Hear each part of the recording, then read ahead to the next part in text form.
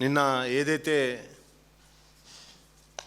మొన్న మాట్లాడిన క్రమంలో ముఖ్యమంత్రి గారు ఈ రాష్ట్రంలో కాదు అసలు ఇంజనీరింగ్ చదువుకుంటున్న వాళ్ళంతా ఇంజనీరింగ్ క్రిమినల్స్ వేస్ట్ అని చెప్పేసి నిన్న ఏదైతే అన్నాడో దాని మీద ఒక ఇంజనీర్గా ప్రభుత్వ కళాశాలలో చదువుకొని మేము ఇంజనీరింగ్ చదవాలంటే ఫస్ట్ ఒక 10th పాస్ కావాలి, ఇంటర్మీడియట్ పాస్ కావాలి, తర్వాత ఎంసెటో ఈసెటో రాస్తే మాకు ఇంజనీరింగ్ కాలేజీలో సీట్ వస్తుంది. తర్వాత మేము ఎంటెక్ చేయాలంటే గేట్ రాయాలి, పిహెచ్డి చేయాలంటే పిహెచ్డి ఎంట్రన్స్ ఎగ్జామ్ రాయాలి. ఇవేమీ తెలియని చదువు రాని ఒక దౌర్భాగ్యుడు ఈ రాష్ట్రానికి ముఖ్యమంత్రిగా ఉండి వీడిని అడిగింది ఏంది, వీడు చెప్పింది ఏంది, ఈ భాష మేము మాట్లాడొద్దు అనుకున్నాం. కానీ మా ఇంజనీర్లను వ్యక్తిగతంగా దూషించిండు కాబట్టి చెప్తున్నా. ఈరోజు ఏదైతే బీసీ ఎస్సీ ఎస్టీ విద్యార్థులందరూ కూడా ఫీజు రియంబర్స్మెంట్ అడుగుతుంటే ఆ ఫీజు రియంబర్స్మెంట్ ఇయ్యనికి శాతగానటువంటి ముఖ్యమంత్రి ఈరోజు మాట్లాడుతుంది ఏంది, ఆ టీచర్లను వాళ్ళందరినీ రమ్మన్న దేనికి, వివిధ దేశాలకు ఫిన్లాండ్ కావచ్చు, జర్మనీ కావచ్చు, దేశాలను సందర్శించి వచ్చినటువంటి టీచర్లకు అందరికీ వాళ్ళకి ట్రైనింగ్ వాళ్ళు మాట్లాడాలి. ఈయన మాట్లాడి అక్కడ ఏమని చెప్తాడు, ఓ మీటింగ్ పోతే ఇంగ్లీష్ నేర్చుకుంటున్నంత మాత్రాన గొప్పోళ్ళు అవుతారు అంటారు, ఇంకో మీటింగ్ పోయి జర్మన్ నేర్చుకోవాలి, ఫ్రెంచ్ నేర్చుకోవాలంటాడు, ఇంకోసారేమో ఆయన ఏం మాట్లాడుతుండో అని అర్థం కాదు, ఏడికి పడితే ఎటు పడితే అటు మాట్లాడుతుండు. ఇది సరైన పద్ధతి కాదు. ఇంజనీర్గా మేము ఒకటే చెప్తున్నాం, ఈ దేశాన్ని భవిష్యత్ నిర్మాతలంగా ఇంజనీర్లు ఇక్కడ నుండి పుడుతురు. మీకు ఒకటే మాట చెప్తా, ఎందుకంటే ఈయనకు చదువు రాదు, తెలివి లేదు కాబట్టి ఈయన గురించి ఎంత చెప్పుకున్నా వేస్ట్. గతంలో ఈ రాష్ట్రంలో టీ హబ్ అనే ఇన్నోవేషన్ సెంటర్ లేకుండే, కానీ కేటీఆర్ గారు వచ్చిన తర్వాత ఇంజనీర్స్ చాలామంది ఉత్పత్తి అవుతారు, వాళ్ళందరికీ ఒక ప్లాట్ఫామ్ కావాలని చెప్పేసి టీ హబ్ అనే ఒక ఇన్నోవేషన్ సెంటర్ను పెడితే కేసీఆర్ గారి ప్రభుత్వంలో కేటీఆర్ గారి ఆధ్వర్యంలో పెడితే 2300 స్టార్టప్ కంపెనీలు వచ్చినాయి. అవన్నీ పెట్టిన వాళ్ళు ఇంజనీర్లే, తెలుసుకో ఫస్ట్ నువ్వు.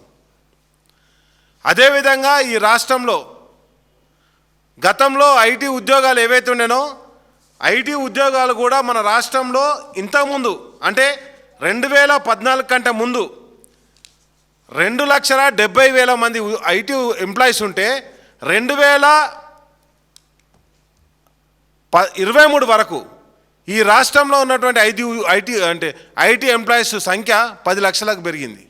మేము ఇంజనీర్లు కడుతున్న ట్యాక్సుల మీద, మా ఇన్కమ్ ట్యాక్స్ మీద, మేము కడుతున్నటువంటి మా జీతాల మీద ట్యాక్సులతో బతుకుతున్న ప్రభుత్వం నీదిరా. ఈరోజు ఒకటే చెప్తున్నాం, నువ్వు ఇంజనీర్లను వ్యతిరేకిస్తున్నావు. అరే ఇంజనీరింగ్ గురించి నీకేం తెలుసు, నువ్వేం చదువుకున్నావు చెప్పు, నీ సర్టిఫికేట్ బయట పెట్టు ఫస్ట్, నీకేం చదవచ్చో చెప్పు, తర్వాత ఇంజనీర్ల గురించి మాట్లాడతావు. ఇంజనీర్ అంటే జాబ్కి అప్లికేషన్ రాసుకొని పోయేటోడు కాదు.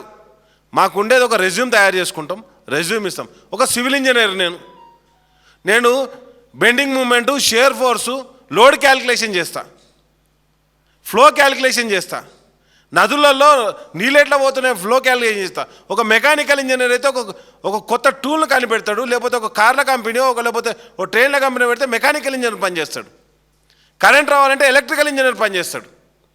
ఒక చిప్ తయారు చేయాలంటే ఐటీ ఇంజనీర్ పనిచేస్తాడు. ఏ ఇంజనీర్ ఎక్కడ పనిచేస్తాడో తెలియకుండా నువ్వు ఇంజనీర్ల గురించి మాట్లాడేంత గొప్ప నేను ఫస్ట్ చదువుకో నువ్వేదన్నా. అండ్ అదే క్రమంలో ఇంకోటి అంటున్నా, నిన్నటి దాకా నీ దగ్గర సిఎస్ చేసిన ఆయన రామకృష్ణారావు కూడా ఇంజనీరే, నీ దగ్గర మొన్నటిదాకా నీ ఆఫీస్లో పనిచేసిన అజిత్ రెడ్డి కూడా ఇంజనీరే. అందరు ఇంజనీర్లను పెట్టుకొని పని చేసుకుంటే ఇంజనీరింగ్ చదువు వేస్ట్ అంటాడు. అసలు బుద్ధి ఉందా, జ్ఞానం ఉందా? నేను అడుగుతుంది ఏంది, మేము అడిగింది ఏంది, నేను అడిగింది ఫీజు రియంబర్స్మెంట్ అడిగినాం. ఇంజనీరింగ్ కాలేజీలకు ఫీజు రియంబర్స్మెంట్ ఇచ్చినవా ఇయ్యలేదా? నువ్వు అన్నావు కదా గత ప్రభుత్వం అప్పు పెట్టిపోయింది. గత ప్రభుత్వం కాదు, మా ప్రభుత్వం కేసీఆర్ గారు ఈ రాష్ట్రంలో దాదాపుగా 19,500 కోట్ల రూపాయలని ఎవ్రీ ఇయర్ అంటే ప్రతి సంవత్సరం కూడా ఇంజనీరింగ్ కాలేజీలకు ఇచ్చినాం. అంటే 20,000 కోట్ల రూపాయలు మేము ఇంజనీరింగ్ కాలేజీలకు ఇచ్చినాం. నీ దగ్గర లెక్క ఉన్నది, బయటిది ఫీజు రియంబర్స్మెంట్ లెక్క. గత ప్రభుత్వం పెట్టిపోయినటువంటి బాకీ 2,300 కోట్లు కూడా మా ప్రభుత్వం కట్టింది, కేసీఆర్ గారి ప్రభుత్వం. ఈరోజు మేము పెట్టిపోయిన బాకీ ఎంత? 2 సంవత్సరాలు కరోనా పీరియడ్లో ఫైనాన్షియల్ అడ్జస్ట్మెంట్ కాక పెట్టినటువంటి బాకీ 2,800 కోట్లు మాత్రమే. నువ్వు వచ్చిన పంచాలు 3 ఏళ్ళకేంచి ఇక నీ మాషలో చెప్పాలని నువ్వేం బిగినావు చెప్పు. బీసీ ఫీజు రియంబర్స్మెంట్ మీద నువ్వెంత ఇచ్చినావు చెప్పు. బీసీలను దగా చేస్తూ మోసం చేస్తూ ఫీజు రియంబర్స్మెంట్ చేయకుండా ఈరోజు నువ్వు ఎంతకు దిగజారినావంటే ఎన్ని జీవోలు తీస్తావో తెలియదు నీకు. జీవో నెంబర్ 7 అంటావు, జీవో నెంబర్ 8 అంటావు, జీవో నెంబర్ 9 అంటావు, వాళ్ళ అకౌంట్లోనే పైసలు వేస్తా అంటావు. ఇప్పటివరకు రూపాయి దిక్కులేదు. ఇంజనీరింగ్ కాలేజీలు అన్నీ కూడా మూతపడే స్థితికి వస్తున్నాయి. గ్రామాలలో అడ్మిషన్లు తీసుకోవట్లేదు పేద విద్యార్థులు. నిజంగా రాజశేఖర్ రెడ్డి గారు ఒక గొప్ప ఆలోచనతోటి ప్రతి దళితుడు, ప్రతి బీసీ, ప్రతి వెనుకబడ్డటువంటి అప్పర్ క్యాస్టర్లు కూడా ఇంజనీరింగ్ చదువుకోవాలని చెప్పేసి వాళ్ళందరికీ ఫీజు రియంబర్స్మెంట్ పెట్టిండు. దానిలో ఒక కండిషన్ కూడా పెట్టిర్రు. ఆ రోజుల్లో 35,000 మాత్రమే ఫీజు రియంబర్స్మెంట్ ఇస్తుంది.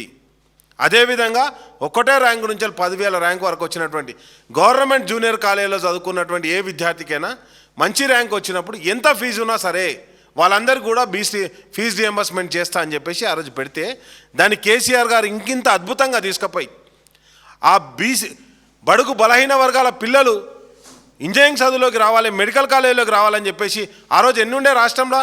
5 మెడికల్ కాలేజీలు ఉండే. అవి ఈరోజు 26 పెరిగినాయి. ప్రభుత్వ మెడికల్గా 21 కొత్త మెడికల్ కాలేజీలు పెట్టిండు కేసీఆర్. అదేవిధంగా 1000 గురుకులాలు పెట్టిండు. ఒకవేళ వాళ్ళు హయ్యర్ ఎడ్యుకేషన్ వేరే దేశానికి పోయి చదువుకుంటా అంటే వాళ్ళకు కావాల్సినటువంటి రియంబర్స్మెంట్ కూడా ఓవర్సీస్ స్కాలర్షిప్ అని ఇచ్చిండు. నువ్వేమిచ్చినావు ఇంతవరకు? ఒక ఓవర్సీస్ స్కాలర్షిప్ గురించి చెప్పు, లేకపోతే నువ్వు పెట్టినటువంటి ఒక గురుకులం గురించి చెప్పు. ఈరోజు గురుకులం విద్యార్థులు అంతా ఫుడ్ పాయిజన్ చనిపోతారు. టీచర్లు ఉండట్లేదు. టీచర్లను తిడతావు, విద్యార్థులను తిడతావు. ఎవరైనా ఉద్యోగాలు అడిగితే మీరు మందాకి చచ్చిపోరు అంటారు. ఏం మాట్లాడుతుర్రు అసలు? నువ్వేమున్నది? ఏం లేదు. ఎస్బీఐ భూములు అమ్ముకుందామా, లేకపోతే హైడ్రాన్ పంపించి భూములు కబ్జా చేద్దామా, లేకపోతే గతంలో మా కేటీఆర్ గారు చెప్పినట్టు నిషేధిత జాబితాలో 16,000 అంటే ఎకరాలు ఉంటే దాని 1,00,000 ఎకరాల 1,00,000 ఎకరాలు 16 లక్షల ఎకరాలు ఉంటే 1,00,000 ఎకరాలకు తీసుకుపోయాను. అవన్నీ కూడా బ్లాక్మెయిలింగ్ చేయాలి, పైసలు దొబ్బాలి. నువ్వు ఒక బ్లాక్మెయిలర్ తయారైన ఈ రాష్ట్రంలో. ఇంజనీర్ల గురించి మాట్లాడే అర్హత ఉందా నీకు? మేము పబ్లిక్ సర్వీస్ కమిషన్ ఎగ్జామ్స్ రాసి కొడతాం. ప్రభుత్వంలో వచ్చే ఉద్యోగాలు, ఇంజనీరింగ్ ఉద్యోగాలు చాలా తక్కువ. ఇంజనీర్లకు ఉద్యోగాలు వచ్చే ప్రైవేట్ సెక్టర్లో వస్తాయి. నువ్వేం చెప్పాలి? రాష్ట్రం గురించి గొప్పగా చెప్పాలి. గతంలో నువ్వు ఏది క్యాన్సర్ రాష్ట్రమని, ఎయిడ్స్ రాష్ట్రమని, బీమార్ వచ్చిందని నువ్వు చెప్పులు దొంగ అనుకొని చెప్పుకున్నావు. ఏం చెప్పినావు మేము? అరే మా దగ్గర స్కిల్డ్ పర్సన్స్ స్టూడెంట్స్ ఉన్నారు, అద్భుతమైన జ్ఞానం ఉన్నటువంటి విద్యార్థులు ఉన్నారు. మా ఇంజనీరింగ్ కాలేజీలో మంచి ప్రోడక్ట్ తయారవుతుంది. మీరు ఏ విదేశీ కంపెనీలు రండి, ఇక్కడ ఇన్వెస్ట్మెంట్ పెట్టండి, మేము మ్యాన్ పవర్ని ఇస్తాం, మీకు కావాల్సినంత మానవ వనరులు ఉన్నాయని చెప్పాలి. అది చెప్పకుండా నువ్వు ఏ మీటింగ్ పోయినా విద్యార్థుల మీటింగ్ పెడతావు, కేసీఆర్ని తిట్టిపోతావు. టీచర్ల మీటింగ్ పెడతావు, విద్యార్థులను తిడతావు, టీచర్లను తిడతావు. ఉద్యోగస్తుల మీటింగ్ పెడతావు, నా దగ్గర రూపాయి లేదు, నన్ను చెప్పులు దొంగలో చూస్తారు, ఢిల్లీకి పోతాను. మరి ఢిల్లీకి ఏమిటికి పోతాను? ఎన్నిసార్లు పోయినావు ఢిల్లీకి? చూడు పక్క రాష్ట్రం వాడు బీసీ ఫీజు రియంబర్స్మెంట్ ఇవ్వాలంటే పక్క రాష్ట్రంలో కూడా ఇవ్వాలని చెప్పినావు కదా. ఆడు ఇలా భోగాపురం ఎయిర్పోర్ట్ ఓపెన్ చేసుకున్నాడు, అమరావతి నిర్మాణానికి డబ్బులు తెచ్చుకున్నాడు, ఆడ నేషనల్ ఇన్స్టిట్యూట్స్ పెట్టిస్తాను. నువ్వేం పెట్టిస్తాను మరి? రాహుల్ గాంధీకి ట్యాక్సులు కట్టుడు తప్పితే ఏదైనా ఉందా అసలు నీ దగ్గర? ఏం చేస్తున్నావు నువ్వు అసలు? నువ్వు ఇంతవరకు ఏం చేయలే. అది చెప్పే కెపాసిటీ నీకు లేదు, చేసి చెప్పుకునే కెపాసిటీ లేదు. కాబట్టి ఏదో విధంగా కేసీఆర్ని తిట్టాలి, కేటీఆర్ని తిట్టాలి, వెళ్ళిపోవాలి ప్రెస్ మీట్. ఆ తిట్లతోటే మేమేం చేయాలి? మళ్ళీ ఆయనని తిట్టాలి. ఇదే పని. ఇప్పుడు ఎన్ని కొత్త కంపెనీలు వచ్చినాయి. నువ్వు దావోస్ పోయినావు. అరే మా చదువు గురించి నువ్వు మాట్లాడుతున్నావు. నువ్వు దావోస్ పోయినావు, దావోస్ నుంచి ఎన్ని కంపెనీలు తెచ్చినావు చెప్పు. పోనీ మేమన్నా ర్యాంకులు కొట్టి చదువుకున్నాం, మా ర్యాంకు కార్డులు కావాలంటే ఇప్పటికి ఉన్నాయి. మా ఇంజనీర్లు అందరూ ర్యాంక్ కార్డులు కావాలంటే నీకు జిరాక్స్లు తీసి పంపిస్తాం. నువ్వు మన ప్రభుత్వ పైసలు పెట్టి ఆక్స్ఫర్డ్ యూనివర్సిటీ ఎంత ఇంగ్లీష్ నేర్చుకున్నావు, స్పీచ్ మొత్తం ఆకుండా ఇంగ్లీష్లో మాట్లాడి చూద్దాం. మరి నీకు ఎంత చదువుతావో తెలుస్తాం. అడవై ఏం చేసి ఇచ్చినావో తెలుస్తుంది కదా మాకు. నీకు ఏం కావాలి? అందాల పోటీలు కావాలి, ఫుట్బాల్ మ్యాచ్లు కావాలి, అది కిక్కు గోల్లోకి పడేది. నువ్వు ఎందుకు ఆడినా కూడా ఎవరిని తెలియదు. నువ్వు డ్రెస్ వేసుకోవాలి నచ్చినావు, కానీ మెస్సీ అయితే డ్రెస్ కూడా వేసుకోలేని ఇది నిన్ను చూడలేక. ఈ దుస్థితిలో రాష్ట్రాన్ని పెట్టి నువ్వు ఇంజనీర్లను తిడతావు. దమ్ము ధైర్యం ఉంటే నేను ఒక్కటే అంటున్నా, నాట్ ఓన్లీ ముఖ్యమంత్రి, ఈరోజు రెవెన్యూ శాఖ మంత్రి కూడా వెంటనే ఫీజు రియంబర్స్మెంట్ ఎంత ఇచ్చినో చెప్పు.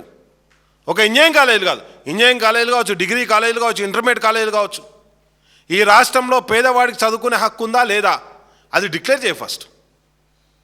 అదేవిధంగా నేనేమంటున్నానంటే ఇప్పటి వరకు మీరు ఇచ్చినటువంటి ఫీజు రియంబర్స్మెంట్తో పాటు మీరు ఇచ్చిన నోటిఫికేషన్ల గురించి, కేసీఆర్ గారు నోటిఫికేషన్ల గురించి మాట్లాడతారు, నిరుద్యోగ నోటిఫికేషన్ గురించి. కేసీఆర్ గారు ఆ రోజు ఇచ్చినటువంటి నోటిఫికేషన్లు మొత్తం 2,32,308 నోటిఫికేషన్లు ఇచ్చినాం. వాటితో పాటు అంటే పర్మిషన్ ఇచ్చింది ఆర్థిక శాఖ. దాని ద్వారా మేము 2,02,000 ఉద్యోగాలకు నోటిఫికేషన్ ఇచ్చినాం. 1,60,000 ఉద్యోగాలు కేసీఆర్ గారి ఆధ్వర్యంలో భర్తీ చేసినాం. 42,000 ఎగ్జామ్ కండక్ట్ చేసి పెట్టేసినాం. నువ్వు వచ్చిన తర్వాత ఇచ్చిన ఏంది నోటిఫికేషన్లు 12,552 నోటిఫికేషన్లు ఇచ్చినాను. ఈ నోటిఫికేషన్ని ఇక కేసీఆర్ నోటిఫికేషన్ నేను చూపిస్తా. 2 నోటిఫికేషన్లు ఉన్నాయి నా దగ్గర. ఈ 2 నోటిఫికేషన్లు చూడు, మేమేం దాచిపెడతలేము. ఈ 2 నోటిఫికేషన్లు తీసిన తర్వాత మేము దేంట్లో ఎన్నెన్ని ఇచ్చినామో కూడా ఉద్యోగాలతో సహా చెప్తాం. ఎవడన్నా చర్చకు వస్తారో రండి. ఏది పడితే అది మాట్లాడడం, ఎట్లా పడితే అట్లా మాట్లాడడం, బూతులు మాట్లాడడం, ఇంజనీర్లు వేస్ట్ అంటావు, స్టూడెంట్లు వేస్ట్ అంటావు. సరే నీ చక్కదనం అంతా మంచిగా ఉంది కదా, మన ఉస్మానియా యూనివర్సిటీకి పోయి బాగా లాస్ చెప్పొచ్చినావు కదా, 1000 కోట్లు ఇస్తాను కదా, ఎన్ని కోట్లు ఇచ్చినావు చెప్పు మా యూనివర్సిటీకి. మహిళా యూనివర్సిటీ పోయినావు 500 కోట్లు ఇస్తాను, ఎన్ని ఇచ్చినావు చెప్పు. నేనేమంటానంటే నువ్వు ఇచ్చినటువంటి బడ్జెట్ గురించి చెప్పు, నువ్వు ఇచ్చినటువంటి వాటి గురించి చెప్పు. ఇక ఈ రాష్ట్రంలో ఎంత దరిద్రంగా సంఘాలు తయారైనాయంటే, గవర్నమెంట్ స్కూల్ బంద్ చేస్తా అంటే ఒక్క టీచర్ ఎమ్మెల్సీ సెలెక్ట్ అయినా కూడా మాట్లాడు, ఒక్క టీచర్ల సంఘం కూడా మాట్లాడదు. అది కూడా మేమే మాట్లాడాల్సిన పరిస్థితి. ఇంజనీర్ల గురించి మాట్లాడితే గవర్నమెంట్ ఇంజనీర్లు రెస్పాండ్, ఎందుకంటే ఆ విధంగా ఇక్కడ నియంత్రణతో కూడా ఒక ఎమర్జెన్సీ నడుస్తుంది. ఎవడన్నా కొంచెం అటు ఏమున్నది, ఏం జరుగుతుంది రాష్ట్రంలో, ఎవరైనా మాట్లాడితే వాళ్ళ మీద ఏసీబీ రైడింగ్ చేపియాలి, 100 కోట్లు 1,00,000 కోట్లను చూపెట్టాలి. అవి ఏడేడునే మరి చూపెట్టు. ఒక్కటే పని పెట్టుకున్నాడు, కించపరచడం, విద్యార్థులను కించపరచడం, ఇంజనీర్లను కించపరచడం, టీచర్లను కించపరచడం, ప్రతిపక్షాలను కించపరచడం. నాకెందుకో గమ్మత్ అనిపిస్తుంది. మరి 10,000 కోట్ల బాకీ ఉన్నదని చెప్పేసి రేవంత్ రెడ్డి గారు ఇక్కడ డిక్లేర్ చేస్తే, ఆర్ కృష్ణ గారు ఎప్పుడు ఇక్కడనే అడుగుతాడు, పక్క రాష్ట్రంలో బీజేపీ ఎంపీ కదా ఆయన మరి ఆ రాష్ట్రంలో ఇంతవరకు ఒక్క ధర్నా పెట్టింది చూడలే నేను. ఎందుకంటే అక్కడ బీజేపీ ప్రభుత్వం ఉన్నది కదా. దొందే బీజేపీ కాంగ్రెస్ అంటే టీడీపీ బీజేపీ కాంగ్రెస్ ఈ 3 పార్టీలు కలిసే రాజకీయం చేస్తున్నట్టుగా అనిపిస్తుంది. పక్క రాష్ట్రంలో ఇయ్యలే కాబట్టి నేను అంటే మీ గురువు ఇయ్యలే కాబట్టి శిష్యుని ఇయ్యవా? మీ గురువు ఏ ఇరిగేషన్ ప్రాజెక్టులు కడతలేరు కాబట్టి నువ్వు కూడా ఏం ప్రాజెక్టులు కట్టవా? ఆయన మోటార్ లాంచ్ చేయగా నేను మోటార్ లాంచ్ చేస్తాడు అంటే ఆయన ఇస్తాడు ఏంది? ఆయన చూసుకొని బతుకుతానవా? తెలంగాణ స్వతంత్రంగా తెలంగాణ రాష్ట్రాన్ని ఏర్పాటు చేసుకున్నాం. దీని గురించి మాట్లాడకుండా రోజు ఈ బూతుల పంచాయతీ ఏందో నాకు అర్థమవుతలేదు. కాబట్టి దయచేసి ఒకటే విజ్ఞప్తి చేస్తున్నా, అది ముఖ్యమంత్రి కావచ్చు, మంత్రులు కావచ్చు, మీరు ఇదే భాష మాట్లాడితే ఇంతకంటే దిగజారినటువంటి భాష మాట్లాడాల్సి వస్తుంది. నిజంగా మీకు దమ్ముంటే, మీ గుండెలో దమ్ముంటే, ఇంకో వాడలే నేను, మీ గుండెలో దమ్ముంటే మీరు ఇంతవరకు ఇచ్చిన ఫీజు రియంబర్స్మెంట్ గురించి బయట పెట్టండి. ఇక లేకపోతే ఇంకో పదం వాడాల్సి వస్తుంది. దయచేసి నేను మాట్లాడుతుంది ఏంటంటే, ఈరోజు ఇంజనీర్ల గురించి నువ్వు మాట్లాడడం కావచ్చు, విద్యార్థుల గురించి మాట్లాడడం చాలా తప్పు. ఇది సరైనటువంటి విధానం కాదు. Thank you.